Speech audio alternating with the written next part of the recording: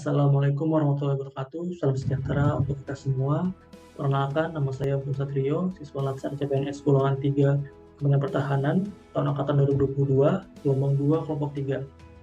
Kali ini saya akan menyampaikan learning journal agenda 4 dalam bentuk video. Selama learning journal agenda 4, saya banyak sekali mendapatkan materi, seperti materi cara mendapatkan isu, terus menggunakan tapisan isu USG dan APKL, kemudian menggunakan Fishbone, terus membuat gagasan kreatif, lalu kita membuat namanya rancangan aplikasi, sampai kita membuat timeline rencana aktualisasi. Izinkan saya mempresentasikan apa yang saya dapatkan.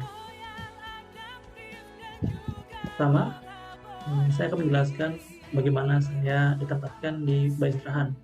Jadi Baisrahan sendiri itu langsung di bawah Kementerian Pertahanan. Inilah lembaga struktur organisasi saya. Baisrahan sendiri itu memiliki 3 pus dan 1 set, yaitu pus kelola, perusahaan cyber, dan pus infostrahan. Dan saya ditempatkan di pus infostrahan, yaitu pusat informasi strategis pertahanan. Pus info sendiri memiliki tugas, yaitu melaksanakan kebijakan teknis serta evaluasi dan pelaporan di bidang pengelolaan informasi pertahanan. Memiliki 5 fungsi. Yang pertama, penyusunan kebijakan teknis, rencana dan program di bidang pengelolaan informasi strategis pertahanan. Kedua, pelaksanaan pengelolaan informasi strategis pertahanan meliputi dari pengumpulan, analisis, dan laporan informasi strategis dalam negeri dan luar negeri. Yang ketiga, pemantauan, evaluasi, dan pelaporan pelaksanaan pengelolaan informasi strategis pertahanan meliputi dari pengumpulan, analisis, dan pelaporan informasi strategis dalam negeri dan luar negeri. Keempat, kita juga melakukan namanya itu fungsi di bidang intelijen strategis pertahanan. Dan yang terakhir, pengelolaan ketatarusahaan dan kerumah tanggaan di pusat.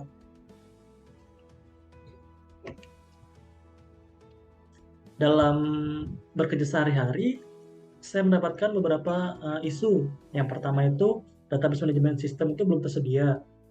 Yang kedua, sistem absensi itu digital belum tersedia, jadi masih menggunakan absen lewat manual lewat WhatsApp. Yang ketiga, tidak memiliki timesheet harian. Keempat, informasi panduan spesifik mengenai format laporan itu belum tersedia, teman-teman.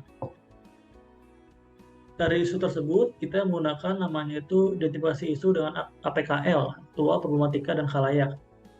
Pada identifikasi APKL ini, dapatkan tuh 2 isu yang memenuhi syarat. Yang pertama, database manajemen sistem belum tersedia, dan tidak memiliki timesheet harian, karena memenuhi 4 poin tersebut. Dan kemudian ada juga ini identifikasi isu menggunakan USG, yaitu Urgency, Seriousness, dan Growth. Di sini poinnya itu yang database itu lebih tinggi, teman-teman, karena lebih urgent kalau pertama dibandingkan timesheet harian. Karena itu kita selalu ada informasi yang masuk, jadi kalau kita itu nggak di backup apa bagaimana itu menyebabkan masalah. Makanya sini aku memberikan poin 5 pada DBMS, Database Management System, di poin urgency.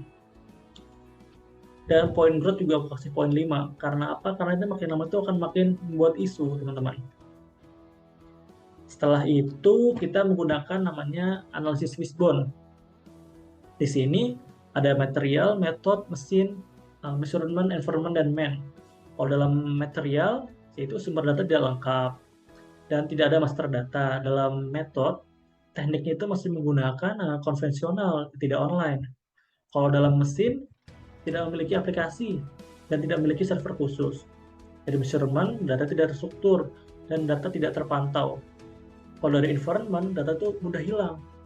Gangguan keamanan data juga sangat sering terjadi. Kalau dari man-nya, SDM-nya itu kurang cakap menggunakan aplikasi dan malas bekerja menggunakan aplikasi tersebut. Dari isu-isu tadi akan memberikan dampak, teman-teman. Dampak yang pertama itu dalam bidang keamanan. Jadi kita sudah lihat, ya contohnya itu seperti data-data dan laporan itu hilang, terus rusak gitu. Yang kedua, kecepatan juga. Jadi proses temu kembali informasi berlangsung lama, teman-teman. Itu saya sangat mengalami sendiri bagaimana kalau dimintain itu bahan paparan kajian oleh pimpinan. Karena kita masih konvensional metodenya, jadi itu mencari informasi itu sangat susah teman-teman. Kita harus bolak-balik nih, membuka file mana aja sih yang ada tentang tersebut, tentang materi yang akan kita angkat gitu. Yang ketiga juga kemudahan. Sulitnya mengakses data-data dan informasi strategis pertahanan. Karena ini basicnya itu offline, cuma ada di laptop masing-masing anggota, jadi apabila kayak saya nih dan teman saya itu butuhkan file tuh harus minta dulu kayak bagi dong filenya gitu. Jadi itu kita tuh nggak punya penyimpanan yang terintegritas teman-teman. Ya, yang keempat itu kemampuan. Personal komputer tidak mampu memproses big data, jadinya tuh kalau kita menggunakan komputer biasa tidak mampu untuk menyimpan data yang begitu banyak dan akan menyebabkan lag gitu teman-teman. Jadi kita memerlukan server untuk menyimpan data supaya bisa menyimpan lebih banyak data-data tersebut. Oleh sebab itu, maka saya memiliki gagasan kreatif, yaitu pertama membuat aplikasi, yang kedua membuat tutorial cara penggunaan aplikasi.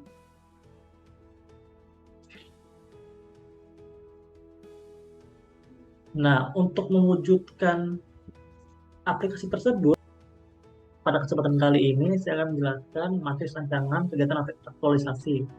Yang pertama, kami akan mengumpulkan data-data yang terkait kebutuhan aplikasi tersebut serta referensi aplikasi. Jadi itu kita mengumpulkan data-data apa saja yang diperlukan untuk aplikasi ini. Sebelumnya kita cari referensi, kayak ada web apa aja sih mirip-mirip dengan DBMS yang kita akan buat.